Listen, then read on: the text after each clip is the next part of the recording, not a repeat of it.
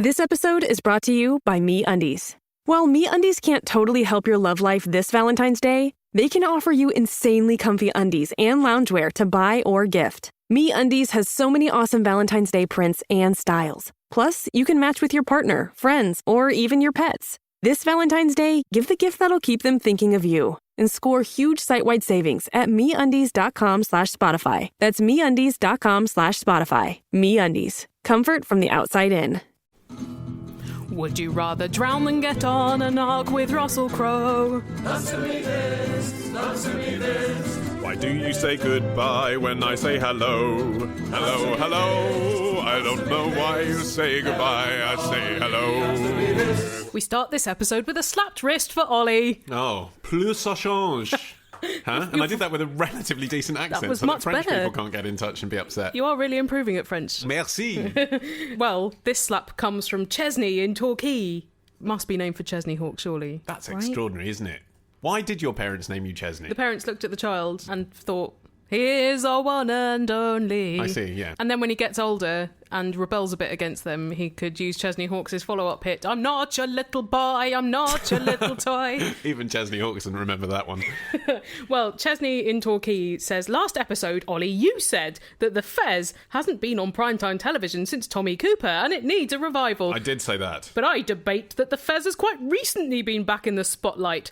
Matt Smith's reign as the Doctor in Doctor Who brought many things back into fashion. Bow ties, tweed blazers, well, Martin brought those back into fashion since birth, and also The Fez. Sorry, are you saying something? I fell asleep after the words Matt Smith. It is hilarious, isn't it, when our geeky listeners realise we're not as geeky as they think we are. None of us watch Doctor Who, not even Martin, who you'd expect would watch Doctor Who. I used to like Doctor Who. And I think in the future we should bait these listeners more. I think we should be like... it's long overdue that a time-travelling phone box appeared on Saturday night television. Just but saying, like, complete deadpan. Oh, you're so cruel, Ollie, and I Why love it. don't they make any movies about superheroes anymore? I know. It's just so weird. It's such a rich seam to be mined again and again and again monotonously. Also, Chesney, I put it to you that while Matt Smith may have been seen wearing a fez, and while people around the country have been wearing bow ties and tweed jackets, possibly related to the stylings of Matt Smith, they have not adopted the fez with similar fervour. Yes, I haven't seen it on the street. I think it still has too many troubling overtones. Also, on the subject of hat feedback, numerous people tweeted me to point out that there are, in fact, celebrities who do wear Panama hats. Oh, fine. Of course there are. I mean, there's a fetish for everything in this world. The man from Del Monte wears a Panama hat. Well, that's a bit true. When was he last on our screens? I don't remember any Del Monte adverts since childhood. Yeah, I think it's been at least 10 years. He wore the full Martin Bell outfit, so, the white jacket, the linen trousers. And I think, if your job is going around exotic destinations testing soft fruit... You're going to get spillage. You'd be better off wearing something with a bit of colour in it to cover up any of the inevitable juice that's going to fall over your outfit. Maybe a Hawaiian shirt. Exactly, that would have been perfect. Maybe he had that sort of Teflon-coated, stain-resistant clothing that they give to school children. It's got to be a sort of status symbol, hasn't it? If you're the sort of man that can travel around the world...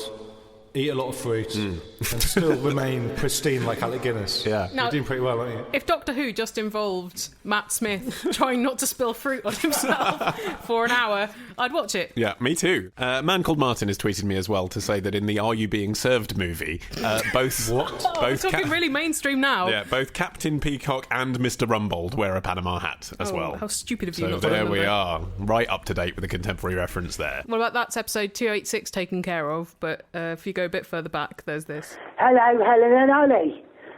It's Dave from Smedic again. It's Dave from Smedic. He's back after a year of silence. Okay, everyone, whatever you're doing right now... Sit down. Clear the next minute. Do not operate heavy machinery. Just enjoy this moment. I'm sorry I've not been in touch for a while. I've been quite poorly. Anyway, there is an Olympian what knows me, and that's Tessa Sanderson. She, and Marty might know this, she used to work for the Telford Development Corporation, and my mum was from Smedic at the time, but we was living in Sedgley, and she would travel over, do the cleaning down the M54 there, and Tessa Sanderson she met me when I was a little lad. And she does know me, because when she got into the Olympics, I made her like a thing, a craft thing at school. I made that for her. And she does know me. Dave from Smethwick. So it's not that mad that an Olympian knows a Dave from Smethwick. I've never been so happy to be proven wrong. Well, I did not know that Tessa Sanderson worked for the Telford Development Corporation. Well, she emigrated to Wolvo when she came to this country, Martin. So she's a local girl. Oh, really? Where's she from originally? Jamaica. No, she went to Telford of her own accord. No one goes to Telford of their own accord. Hello, it's AMT287. Answer me this. How come you have to kiss when you go through a kissing gate? Why is it called a kissing gate? You don't actually have to kiss when you go through a kissing gate. You're allowed through without kissing somebody, especially if you're by yourself. Well, actually, I go walking by myself around my country park quite regularly now. And you stand by the gate hoping to get a little kiss. I sometimes do little air kisses as I go through the kissing gate. I thought I've got this picture of you kissed yourself on the shoulder or something like that, really tenderly. Or your hand. You draw a little lipstick mouth on the crook of your thumb and forefinger. What's that Give it a thing good old snog. where you like turn your back and you pretend your hands are someone else's hands and you're doing a big hug? I fire up my iPhone and I do a selfie and I delicately kiss the screen as I go through. I would have thought this was very obvious. Why is a kissing gate called a kissing gate? It's called a kissing gate because in the action of going through the gate, pulling it to and then pushing it away from yourself, the person who you're walking with, and both of you can't fit through the gate at once unless you're very thin and small, are facing each other face to face, at which point it is natural to consider kissing each other if you are romantically entwined. I've been through a lot of kissing gates in my time and that has never happened. It's never been an issue. You must have even noticed that you're suddenly brought face to face with the person that was walking behind you. That's an unusual physical reaction. I'm not really brought face to face, so I don't need to rotate as I go through it. You do. Well, you don't. You're right. You could push it without looking, but most people turn around to check they're getting it in place and passing it on to the person behind you. You have such a romantic mind, Ollie. Do you want to know the unromantic truth? Oh, God, it's not about, like, containing sheep or something, is it? Well, that is what they're for, because the point of a kissing gate is that you don't need to latch them, but presumably an animal would rather struggle to get through one. So instead of being bolted at either side, it just kisses the sides of the enclosure. Oh, okay. That is a good explanation, but I still think mine is the reason that popularly it's still called a kissing gate. Probably. Because, I'll tell you why. Otherwise, it's just a bloody gate, exactly. Isn't it? There are many types of gates. There's the ones with the bits of rope that you tie onto a tree. There's the ones with the normal latch. The 5 bar. There's ones that you get in prison. 6 bar. I don't know the names for those gates. And yet, what next? The name kissing gate, everyone knows because you kiss. Yeah, but when you climb over a stile, it's not called the humping post or something, even though you are straddling it. No, but the other person isn't underneath it looking at you. What kind of stiles are you going over, Ollie? I'm having a rare moment of agreement with Ollie. Like, when you go through a kissing gate, you turn and face the person naturally behind interact you. with the other person, and you can become a gatekeeper, and you can demand a kiss. Become a gatekeeper. You can, Jesus, you can say, I'm not going to let you. You can hold on to the gate. I'm not going to let you through unless you give me a little kiss. Yeah. Whereas with the style, that's difficult. You can't. They could just hop over the fence. You sound like a troll under a bridge, but the kisser by the kissing, gate. yeah. Here is a question from Jesse in Zurich, who says, I live in a 5-floor apartment building in Zurich. Oh, well, good for you. Beautiful country, big building. Well done, Jesse. I hope there are decent fire escapes. It's a... You have managed to sweeten the pill. Shame if something happened to it, Jesse. It's a building full of young families and baby boomers. Young families and baby boomers. That's every demographic in Switzerland then, isn't it? I mean, baby boomers are like 60 and 70-year-olds now. No, it's not every demographic, because you also have the singletons. That's a big spread, though. The bankers. You say full of young families and baby boomers. All right. It's not really that specific. Don't shoot the messenger, Ollie. I'm just reading what she told me. I mean, you might as well just say it's got people in it. Yeah, all right. I'm in a building full of people. Right. Everyone gets along, and we have a party for all tenants twice a year. I also do not have a colon. Oh, now I feel bad for teasing you. You may remember me from the strange party themes question, where I mentioned having an anniversary party for my colon freedom.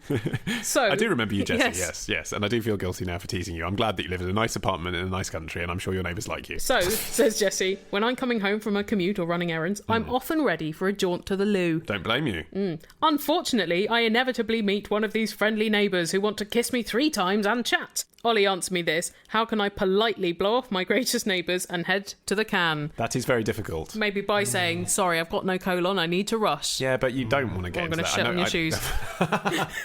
When it's someone that you know personally, you don't want to really introduce that into the conversation. She wanted to celebrate it in a party, so I think she's probably all right with having all these friendly neighbours knowing about it. I don't think she is, Helen, because that is the obvious answer, and yet she hasn't done it. So she's the question really, the spirit of the question is, how do I tell my neighbours that I need to move on without telling them that I don't have a colon? I've got an easy solution. Go on. Just whenever you enter the building, pretend that you're on the phone. And just, do a little wave to the neighbours and maybe an eye roll like, whoa, this person's really banging on. But keep talking to the phone going, yep, no, sorry, I'm just finding my keys, yep, no. Yeah. And the important thing, though, is to remember that although you are miming, you should use the real prop of a phone. Also, put your phone on silent, 'cause if it rings during, embarrassing. Smoke screen ruined. Yeah, true. It's a bit unlikely, though, that you'll always be on the phone. Maybe massive headphones. That's a good barrier between you and the world. Maybe Jessie could take up motorcycling and wear her helmet into the flat. That's good, although it's an expensive diversion. You don't need to get a bike, you just need to get the helmet. Also, the helmet does double up as a portaloo if you do get caught short. No? I'd imagine the cleaning effort would be not worth the squatting. Also, it wouldn't keep still if you upended it because it's round. Yeah, I'm not saying that you'd use it again afterwards. I'm just saying for an emergency. I think that's a very expensive potty. Well... Oi! Shut up and answer me this. Come on then. Why don't you shut your ugly face? I'm not ugly, it's the condition. It's no condition, it's the ugliness, mate. Answer me this podcast at googlemail.com. Answer me this podcast at googlemail.com.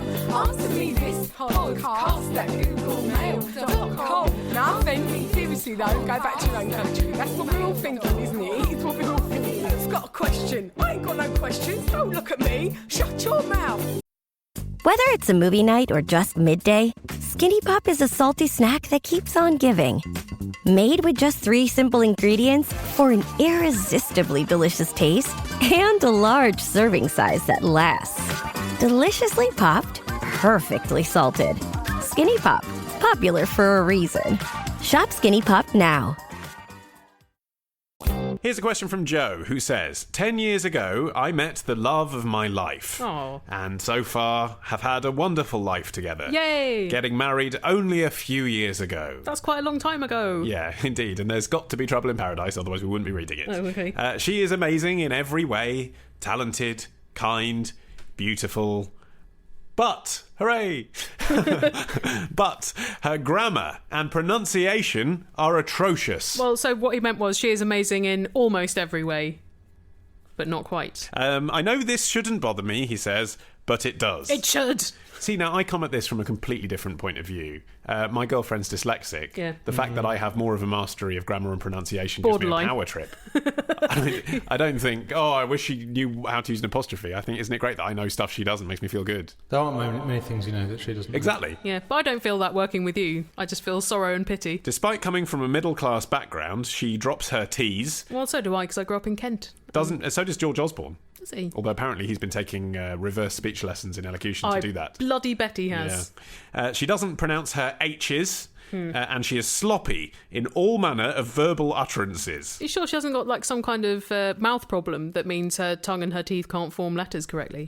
Which might be beneficial in the bedroom. Oh. Incredibly, despite coming from a well-spoken-ish family, little dig there, I couldn't help feeling, living with me for 5 years, doing a PhD... I've met a few stupid people that have done PhDs. And having a group of relatively middle-class friends. Oh, it's getting worse. I think a lot of people have been getting worse because of autocorrect. It means you don't have to think about the processes of language yourself, even though autocorrect is usually wrong. I feel I should take this moment as well to point out that although Joe does use the correct apostrophe in it's getting worse, IT apostrophe S as in it is. Correct. He does then use 3 exclamation marks to make his point, which is not correct grammar, is it? Well, he's very upset. It shows extreme exasperation, but I would say it's a casual use of the form. Exclamation marks are the worst form of punctuation, and I've never understood why we have one in our show title when it's my least favourite punctuation mark. Why is that? Is it to make it seem a bit more fun? That's why I do the branding, you do the punctuation. Yeah, well.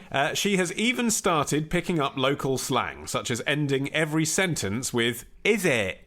Could be, is it? Maybe there's a lot of surprises where they live. I guess it's better than in it. It's like a posh version of in it, isn't it, saying is it? Where is that regional slang present? Joe doesn't mention where they live, does he? No, he doesn't. No. Sounds Welsh, actually. Yeah. My first approach, continues Joe, was to lead by example. Oh, it's like Henry Higgins. Yeah. But when this didn't work, I resorted to correcting her. This is my fair lady.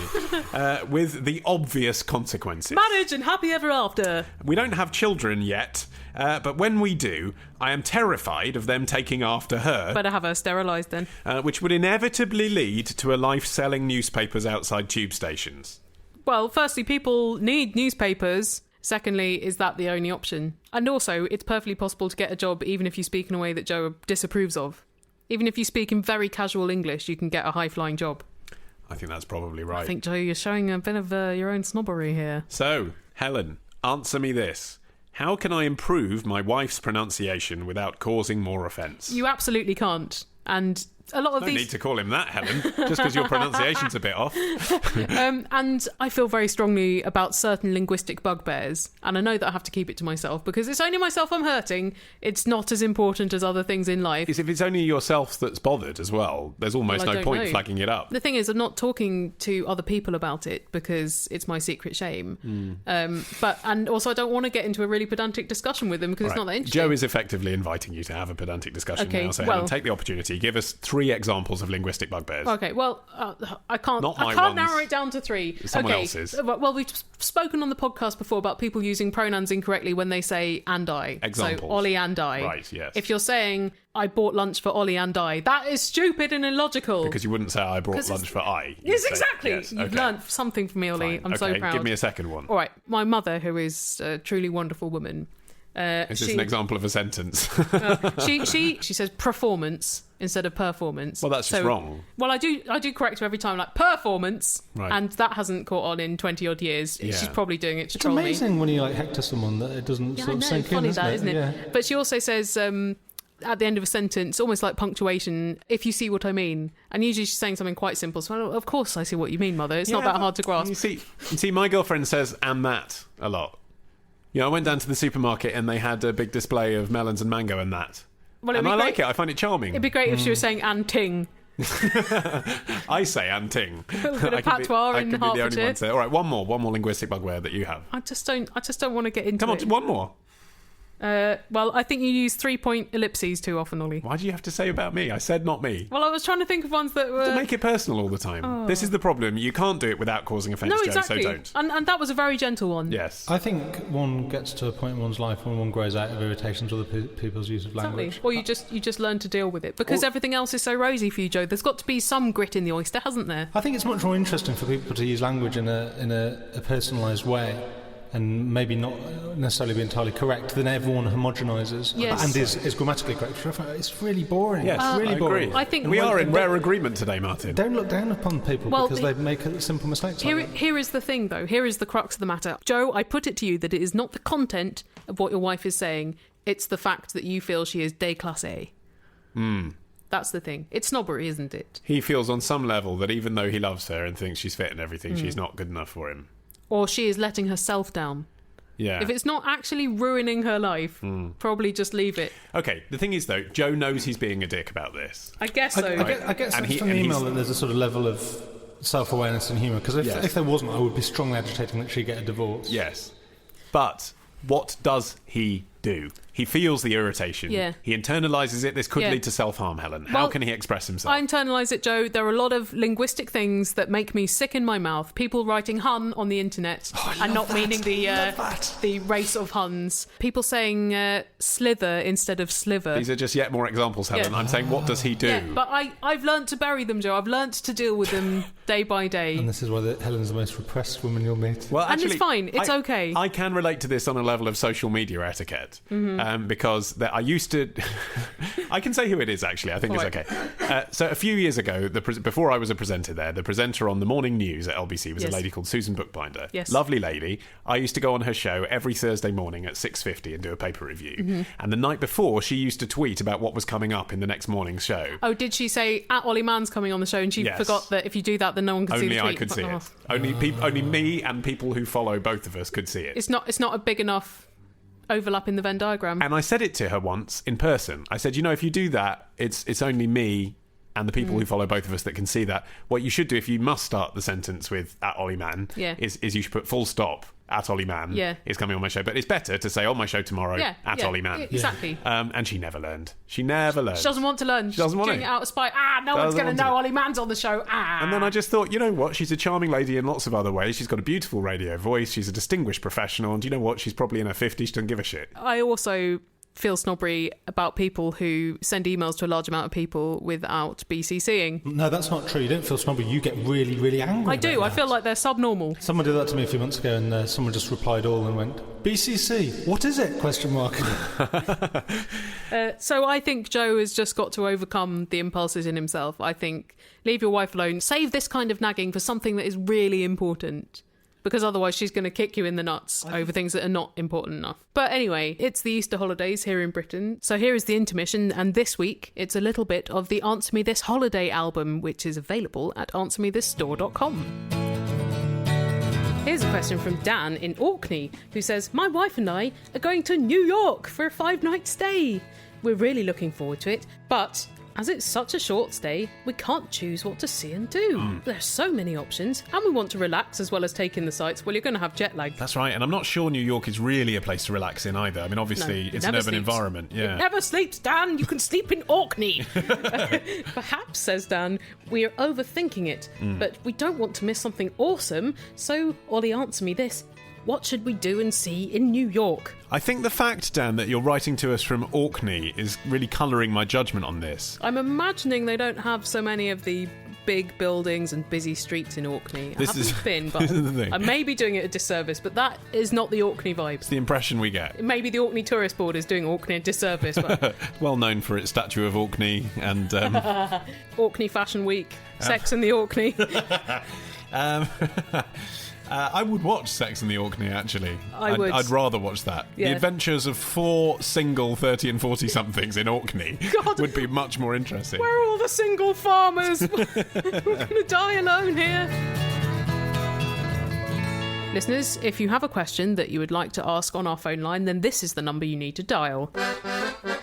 02081235877. Or you can Skype Answer Me This if you like to call for free from abroad. Yeah, well, you prefer to type a number in than key it into a keypad on a phone. I think that's fair enough. It's fine. Some people, it's just the way people are these days, isn't it? Some people prefer the touch screen. Anything goes now. Yeah, that's right. Anyway, let's hear who's been in touch. Hi, my name's Sarah.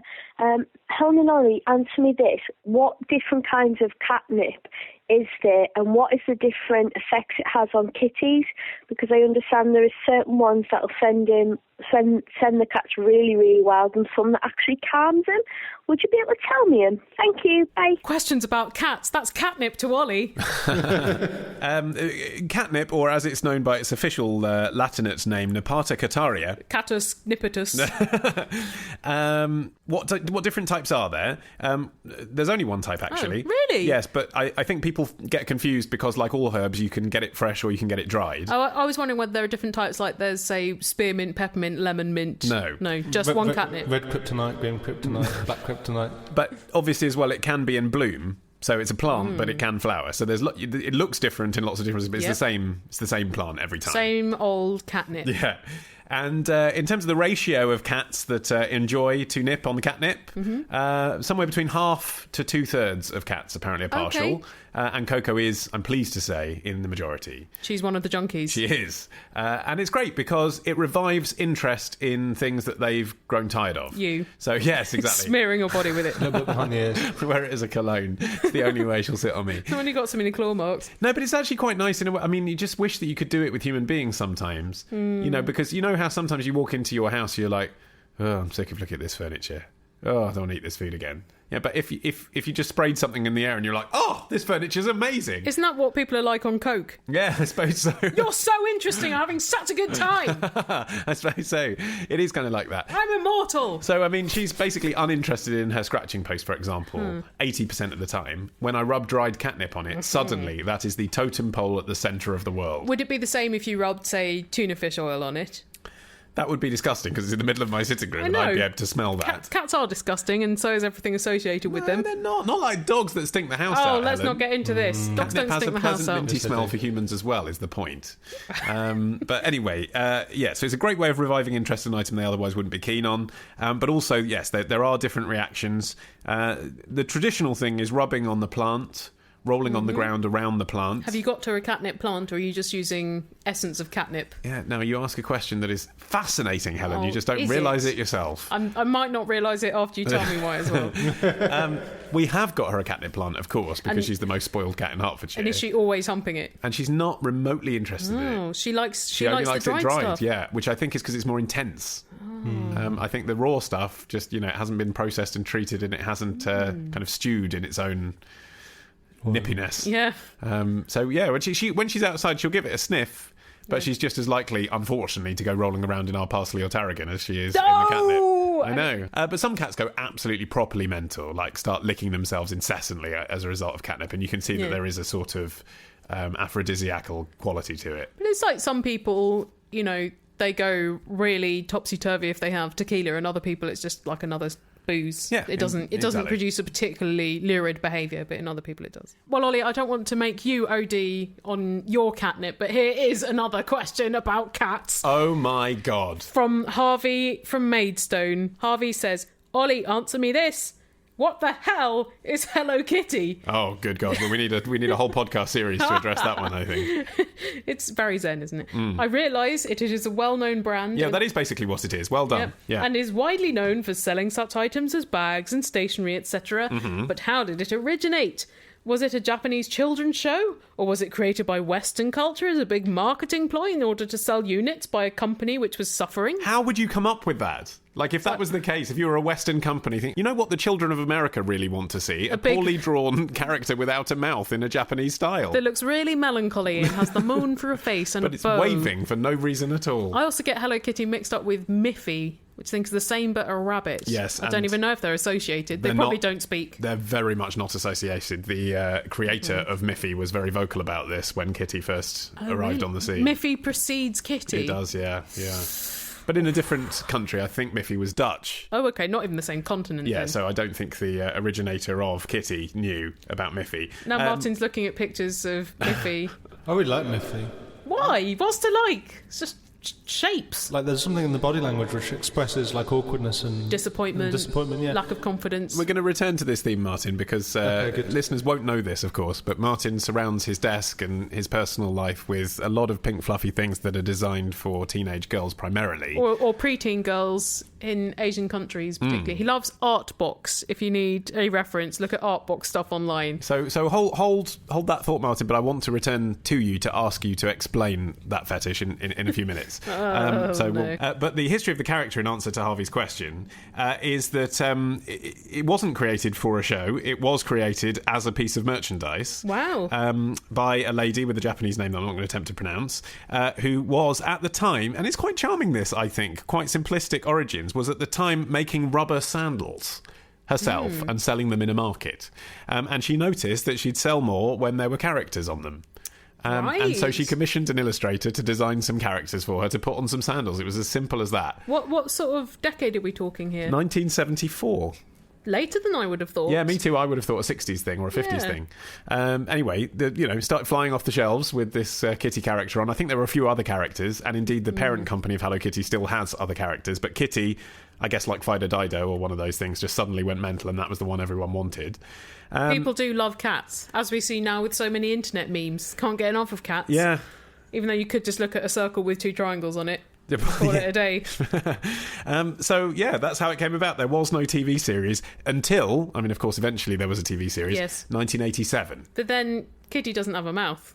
So is there any dialogue in the TV series? No, and it makes her inclusion on branded foods a particularly sick joke, I feel. So she was genuinely Japanese, but... Intriguingly, if you look at the history of the character of Kitty, because they wrote a backstory for it, because the truth to children is a bit boring. Well, someone just drawed a picture on some flip-flops and we flogged it for £1 more.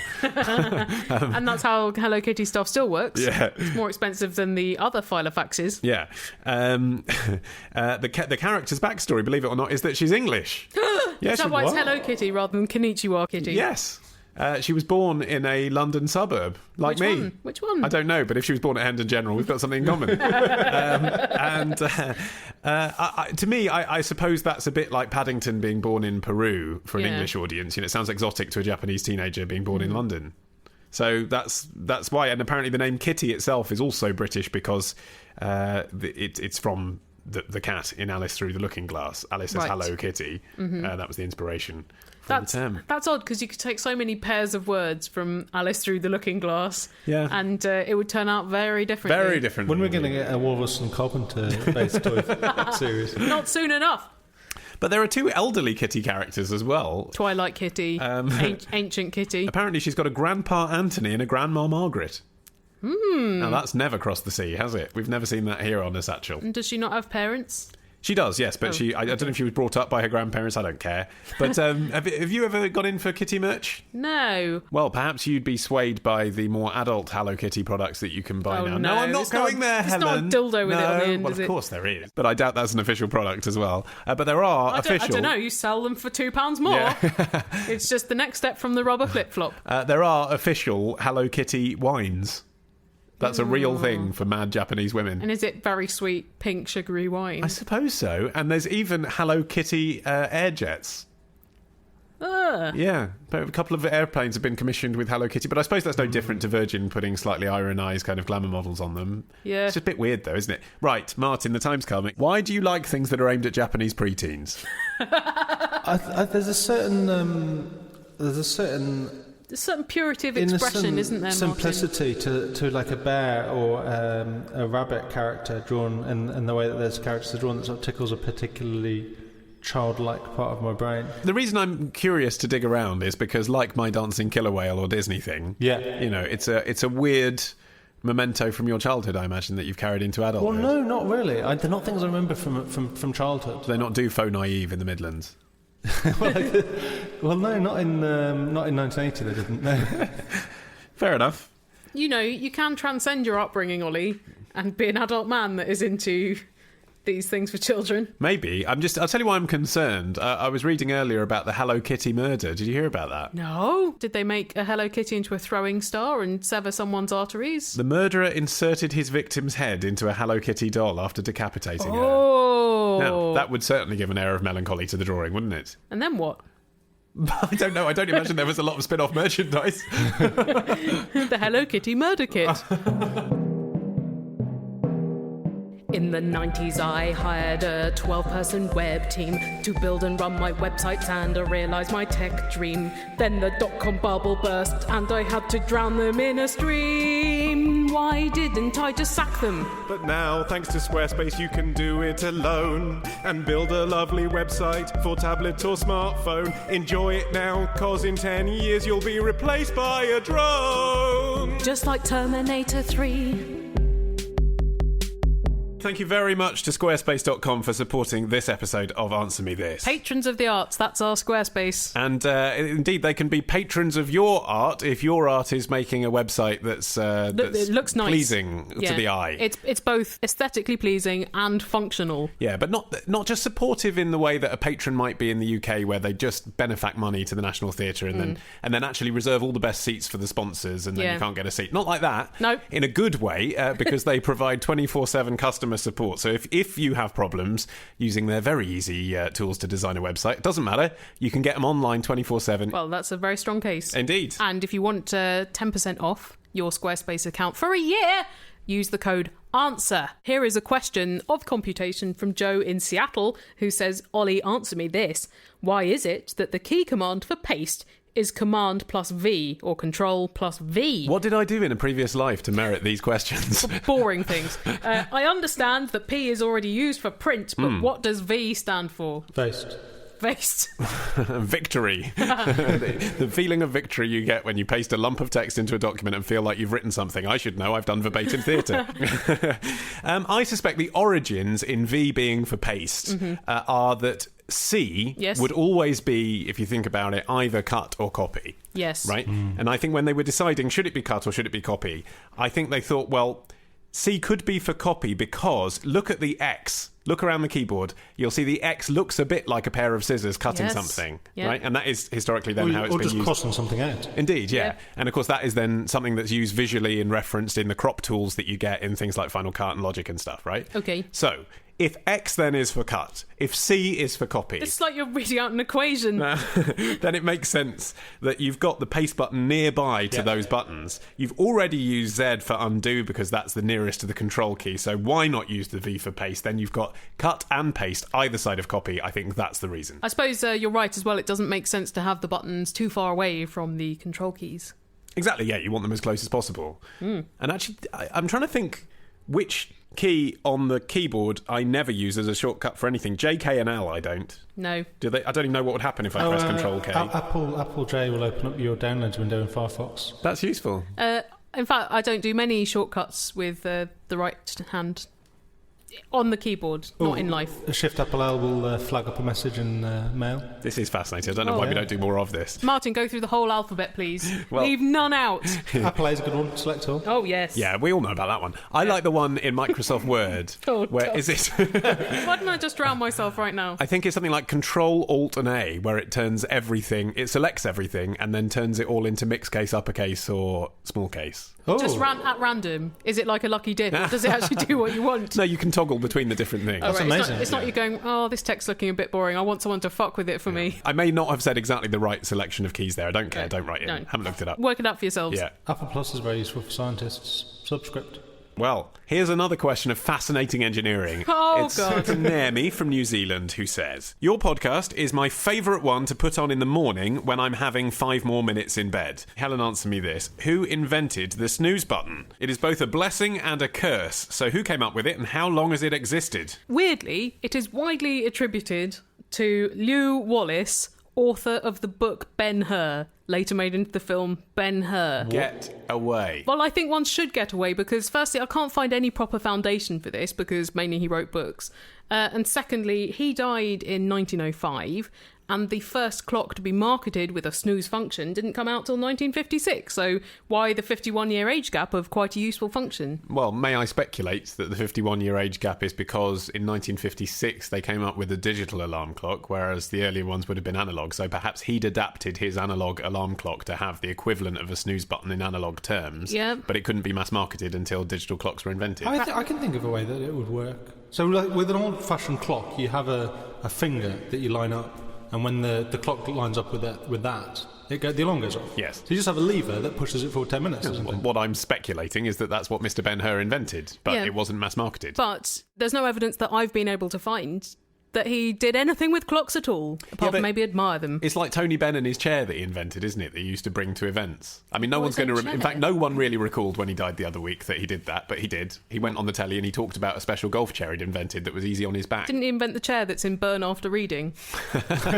I've recently spent about 3 weeks choosing an alarm clock. I finally went for the one that's available for £15 from Tesco by Philips. Let's just say that Ollie is not being sponsored by this. This is a genuine personal recommendation. Endorsement. Yes. Yeah, I had very specific requirements. It didn't need to take up too much of a footprint on my bedside table because I've only got a little one and a small bedside table. It also needed a prominent snooze button because I think what's the point of a snooze button if it's not prominent? I'm short-sighted, so without my glasses on, I need to be able to lean over, hit the snooze. I wanted an FM radio built in, but I didn't want a big wire trailing out the back of it, and I didn't really want DAB because that's put the price up unnecessarily. You're an incredibly demanding customer. I wanted a digital display because I want to be able to turn over and squint and read the time without turning the light on. And the little luminous paint hands, not enough. No. And I quite like the retro analog look of old alarm clocks, but I hate the ticking. I can't have the ticking anywhere near my ear. Right. So I had very specific demands. Apparently so. But maybe I would to get a hobby. say that perhaps the most important was that the snooze button was easily accessible. Do you remember those alarm clocks that they used to market in, say, the early 90s that were the shape of a tennis ball or a baseball? So when they went off, you silenced them by grabbing them and throwing them across the room. That's quite cool.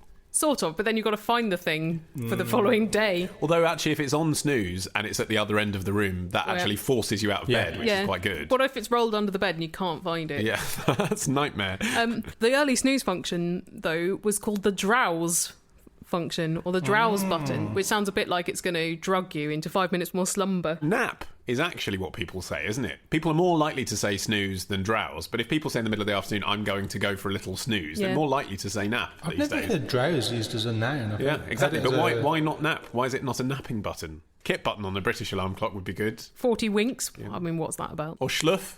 Is that Yiddish? Yiddish one, yeah. Schluff, that's disgusting. That sounds more like exfoliation. Well, all Yiddish words sounds like exfoliation. Yeah, that's true. That's why so many Jewish foods don't sound appetising and also are not appetising.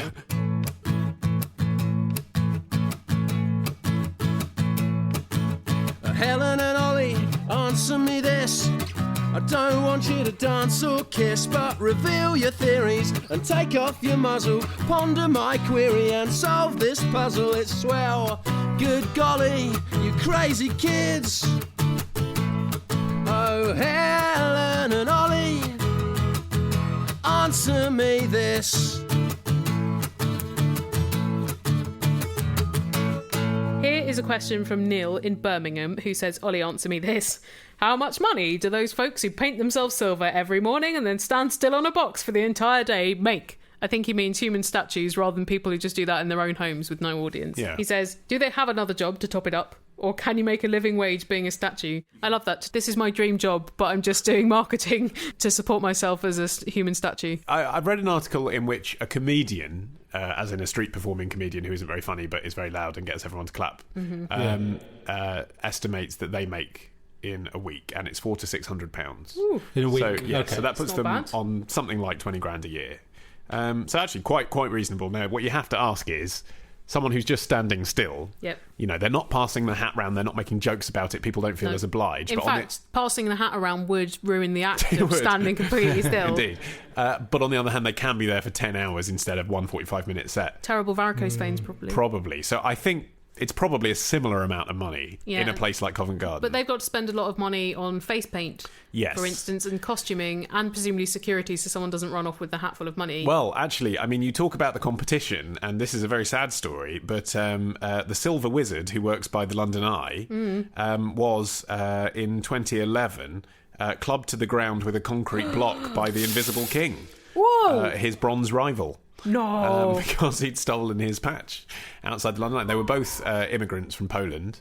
I mean, they were both actually making decent money at it, which is why they come and do it. But one clobbered the other with a concrete block and went to prison for 4.5 years. Well, concrete block is a serious weapon. You can kill somebody with that. Yes, you could, yes. Even if they are made of metal. And even if they have stolen your pitch. And imagine what a show that would have been.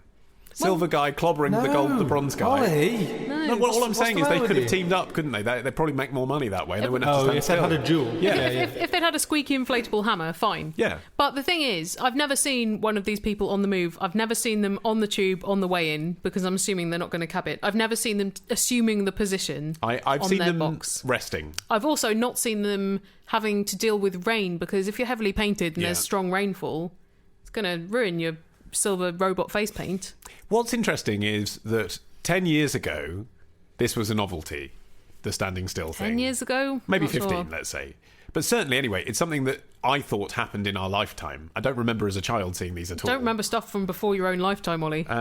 No, but I remember being 7 or 8, walking through London, never seeing the standing still thing, then being a teenager and suddenly they're everywhere. So it's happened in our lifetime. But it is a tradition going back to the 19th century. Standing still. Apparently European circuses, it was more of a French and Italian thing than a British thing, but nonetheless, European circuses all over the continent had people who would be human statues. Yeah, well, it's like the pageant of the masters in California, where they recreate old master works of art. Oh, right. People dressed up as things. Well, it was a different vibe, wasn't it? I imagine that would happen in the bit outside the circus, when you're walking into the tent, there's kind of that kind of thing going on, hairy women. It's a more theatrical context, Yeah. not just people standing outside a body shop. Yes. And also, I've noticed a lot recently who are just wearing a costume that they've bought. Yes, and I think, what am I giving them money for? Just wearing a thing that's uncomfortable? That's what I was going to go on to say. Rubbish. The modern thing that has happened definitely in the last 2 years in London, people who just go and buy a Spider-Man mask. Yeah, or an wearing Iron Man ordinary suit. clothes, and they're wearing a Spider-Man mask and they want money for that. Yeah. I mean, I'm wearing a T-shirt, give me money. Ridiculous. Another thing that I think is quite recent, I don't remember it from before, say, a year ago, are the levitating ones. I saw my first levitating one yesterday. I didn't know it was a long-term thing. Remember our first. Who was it? It was Yoda, and I was actually properly amazed, and I nearly did the tourist thing of taking a picture, and then I thought, no, check yourself, Ollie. Be cool. How do they do that? I know, that's what I was thinking, Martin. They're usually holding a stick. He was holding a stick. Yes, and right. the stick is actually a very strong pole and leads to a platform that is concealed by their clothes. That's really clever. What's incredible is the statues when they remain completely stationary. I mean, it looks like there's no work going in, but actually, of course, you know, in terms of your muscular ability, your power of control. I'm not saying it's easy, I'm just saying it's pointless. I've heard that professionals who do that recommend 90 minutes max per set, and any more than that is too strenuous on your muscles. Yeah. Just not moving. It's basically Tai Chi, isn't it? That's one of the principles of yoga and Tai Chi, staying very, very still and keeping control. Yeah. I wonder where they do go to the loo as well. Do they sneak into the local Wetherspoons in all of their silver or green face paint and just line up with everyone else? I've never seen it. Like cabbies. You know, where do cabbies go to the toilet? Where do they go to eat? Yeah, In they a all bottle know in places. the front seat. No, they know places. They've got the cabbie cafes. There's probably a human statue cafe somewhere, and that would be amazing to see. That actually would. Why hasn't someone done a sitcom about human statues off duty? Making themselves up, thinking of more incredible illusions because someone else has stolen their Yoda hovering on a stick. Who to write it? I'll do it. Okay, but it needs a name. Statues at Liberty. Good. I've got a gift. Or actually, statue-esque. It implies it's going to be sexier than it is. I think it would actually be called standing still in reality. They would be lacking in emotional development. Yeah, because to mean like treading water. Yeah, so their relationships would be in a hole and all sorts.